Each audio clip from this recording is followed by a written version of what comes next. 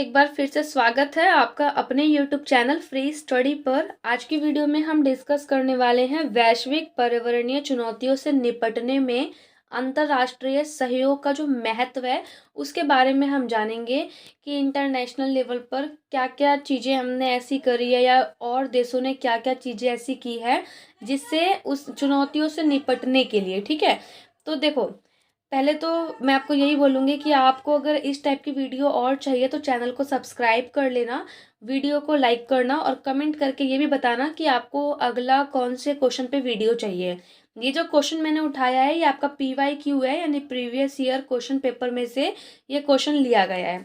तो पहले आपको परिचय लिखना है कि हमारी पृथ्वी कई गंभीर पर्यावरणीय चुनौतियों का सामना कर रही है, जिसमें जलवायु परिवर्तन, प्रदूषण, जैव विविधता, प्राकृतिक संसाधनों का अधिक दोहन, ये सब कुछ शामिल है। ठीक है, और ये चुनौतियां इतनी बड़ी और जटिल है कि इनका समाधान किसी एक देश के प्रयास से बिल्कुल भी संभव नहीं है। इसलिए इन चुनौतियों से निपटने के लिए इंटरनेशनल लेवल पर सहयोग बहुत ज़रूरी है, यानी बेहद ज़रूरी है। तो अब पहले चुनौतियां समझ लेते हैं। चुनौतियां देखो बहुत सारी है, जिसमें आपको बेसिकली 4 लिखनी है और इसको आपको ना एक्सप्लेन करना है। मैंने शॉर्टकट में लिख दिया है क्योंकि थोड़ा टाइम की कमी थी, इसको मैं एक्सप्लेन नहीं कर पाई, इसलिए आपको थोड़ा सा लिखना है कि जलवायु परिवर्तन क्या होता है, वनस्पति और जीव जंतुओं की विविधता की हानि, प्रदूषण, जल संकट। तो ये आपको एक्सप्लेन करके थोड़ा लिखना है।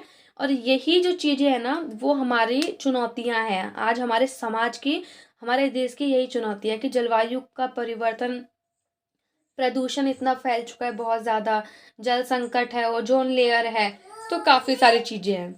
अंतर्राष्ट्रीय सहयोग जो हम लोग करते हैं एक दूसरे को, चाहे मान लो इंडिया अमेरिका को करता है या अमेरिका इंडिया को करता है, चाहे जापान को करता है, चाहे इनकी एक कम्युनिटी होती है ना, तो इससे क्या लाभ होते हैं। पहला ये है कि जो वैश्विक समस्याएं होती हैं कहीं ना कहीं उनका समाधान होता है। पूरी तरीके से मतलब 100% तो नहीं होता, लेकिन कहीं ना कहीं मतलब कुछ ना तो कुछ 80% 50% समस्याओं का समाधान हो जाता है। और अगर हम लोग एक दूसरे का सहयोग करेंगे तो उससे क्या है कि एक दूसरे का एक्सपीरियंस जो है, वो अनुभव जो है, वो एक दूसरे के संग शेयर होता रहता है ना। उसके बाद तीसरा आपको लिखना है सामूहिक कार्यवाही। सामूहिक कार्यवाही जो होती है इसका मतलब है कि कार्यवाही जो है ना वो ग्रुप में होती है, कोई एक देश अकेला नहीं करता। आज पॉल्यूशन है, पॉल्यूशन आपको पता है कि मतलब ये एक देश के लिए नहीं है, सभी के लिए, चाहे वो अमेरिका हो, चीन हो, जापान हो, चाहे अपना इंडिया हो। पॉल्यूशन किसी भी देश की सीमा को नहीं देखता कि भाई मुझे यहीं तक रहना है, वो है तो सबके लिए है।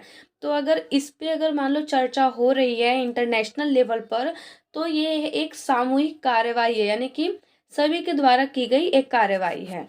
और इससे क्या है कि अगर इंटरनेशनल लेवल पर सहयोग रहता है तो विश्व में शांति और सुरक्षा भी रहती है। क्योंकि कहीं ना कहीं देखो, अगर कोई 2 पर्सन या 2 कंट्री एक दूसरे से किसी सेम चीज के लिए बात कर रहे हैं तो कभी उनमें आपस में लड़ाई नहीं हो सकती है ना। तो क्या है कि वैश्विक शांति रहेगी, युद्ध वगैरह की स्थिति नहीं होगी। क्यों? क्योंकि वो उनका ऑलरेडी कोऑर्डिनेशन रहता है कि हमें इस मुद्दे को लेकर के इस प्रॉब्लम को सॉल्व करना है। तो जब दो दो मतलब एक प्रॉब्लम ऑलरेडी है और एक प्रॉब्लम को लेकर जब 2 कंट्री आपस में बात करती है तो उनके बीच में कभी भी मतलब कोई युद्ध वगैरह नहीं होता। तो इससे आप मतलब इसको आप इंटरलिंक करके लिख सकते हो कि इससे क्या है कि वैश्विक शांति और सुरक्षा रहती है। अब अगर हम इसके उदाहरण की बात करें तो पहला देखो, पेरिस समझौता हुआ था जो कि इसी जलवायु के लिए हुआ था। संयुक्त राष्ट्र के सतत विकास लक्ष्य के लिए अंतर्राष्ट्रीय प्रकृति संरक्षण संघ बनाया गया है।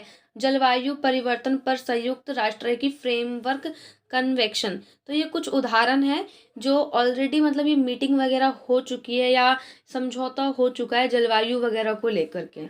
अब अंतर्राष्ट्रीय सहयोग जो है वो क्यों महत्वपूर्ण है, पहला हम ये देख लेते हैं। ये इसमें आपको लिखना है समन्वित प्रयास। समन्वित प्रयास का मतलब होता है समान प्रयास, यानी कि हर देश से इक्वल का ट्राई रहता है कि हमारे देश से पॉल्यूशन कम हो, दूसरा देश भी यही सोचता है कि हमारे देश से पॉल्यूशन कम हो। तो आपको यही एक्सप्लेन करके लिखना है कि विभिन्न देशों के बीच समन्वित प्रयासों से पर्यावरणीय समस्याओं को अधिक प्रभावी ढंग से संबोधित किया जा सकता है उदाहरण के लिए जलवायु परिवर्तन से निपटने के लिए सभी देशों को एक साथ मिलकर कार्बन उत्सर्जन को कम करने के लिए काम करना होगा। किसी भी एक देश के कम करने से ये चीज़ कम नहीं हो सकती, सभी देश को मतलब ये ट्राई करना होगा कि जो कार्बन डाइऑक्साइड जो उत्सर्जित होती है, मतलब कार्बन जो उत्सर्जन होता है उसे हम कैसे कम कर सकते हैं और एक कितने यूनिट तक हम उसको मतलब यूज़ कर सकते हैं। अब ऐसा तो नहीं कि हम बिल्कुल ही कार्बन को बंद कर दें, ऐसा पॉसिबल नहीं है, लेकिन कितना यूज़ कर सकते हैं तो उसके लिए एक मानक फिक्स करना बहुत ज़रूरी है। संसाधनों का साझाकरण, अंतर्राष्ट्रीय सहयोग से तकनीकी ज्ञान, वित्तीय संसाधन और सर्वोत्तम प्रथाओं का आदान प्रदान होता है। इससे विकासशील देशों का पर्यावरणीय चुनौतियों का सामना करने में मदद मिलती है। कुछ देश ऐसे होते हैं जिनको चीज़ें नहीं पता होती, जिनके पास तकनीक जो है वो कम है, ज्ञान जो है वो कम है। तो अगर 2 देश या 4-5 देश मिलकर किसी मुद्दे पे बात करेंगे, जैसे आपने अपनी डेली लाइफ में भी देखा होगा कि अगर 4-5 लोग मिलके बात करते हैं तो जिसको कम ज्ञान होता है उसे भी वो उस चीज़ का ज्ञान ज़्यादा हो जाता है। तो वही चीज़ आपको थोड़ा सा लिखना है कि अंतर्राष्ट्रीय सहयोग से जो विकासशील देश हैं उनके पास भी तकनीकी और ज्ञान जो है वो आ जाता है। तो ज्ञान का क्या होता है, आदान प्रदान होता है। उसके बाद आपको लिखना है वैश्विक समझौता। अंतर्राष्ट्रीय समझौते और संधिया के माध्यम से वैश्विक स्तर पर पर्यावरण संरक्षण के लिए एक मानक यानी कि एक यूनिट तय कर दी जाए कि आपके यहाँ से मतलब पॉल्यूशन जो है वो इतना होना चाहिए, या जो आप जिस भी फील्ड में काम कर रहे हो तो इतना ही वो होना चाहिए। यूनिट एक फिक्स कर दी जाए किसी भी चीज़ की, जैसे मैंने आपको ऑलरेडी पॉल्यूशन वाले चैप्टर में बताया था वैसे। तो पेरिस समझौता जलवायु परिवर्तन से निपटने के लिए एक महत्वपूर्ण अंतर्राष्ट्रीय समझौता है जो कि ऑलरेडी हुआ था पहले। उसके बाद है इंटरनेशनल लेवल पर दबाव भी होता है, क्योंकि अगर मान लो 4 देश मिलके इस चीज़ पे काम कर रहे हैं, सारे देश मिलकर इस चीज़ पे काम कर रहे हैं, तो उनके ऊपर ये दबाव रहता है कि भाई वो देश तो कम पॉल्यूशन कर रहा है तो हमें भी कम पॉल्यूशन करना चाहिए। तो इस टाइप से उनके ऊपर दबाव भी रहता है और फिर वो नियमों का पालन भी करते हैं और पर्यावरण को संरक्षित करने के लिए वो लोग बाधित हो जाते हैं। ठीक है। उसके बाद आपको लिखना है समाधानों की खोज।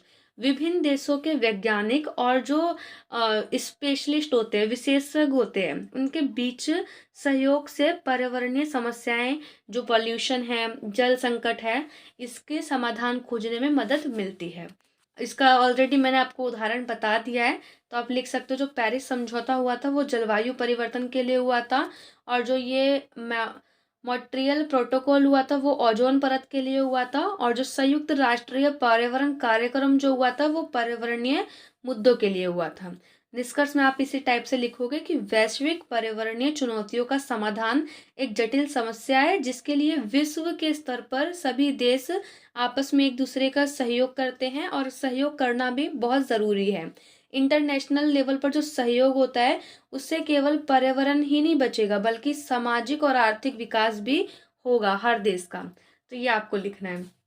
नेक्स्ट क्वेश्चन जो रहेगा वो हमारा साइलेंट वैली पे रहेगा, ये भी आपका PYQ है। तो वीडियो कैसी लगी एक बार कमेंट करके ज़रूर बताना। तब तक मिलते हैं नेक्स्ट वीडियो में, तब तक के लिए जय हिंद जय भारत।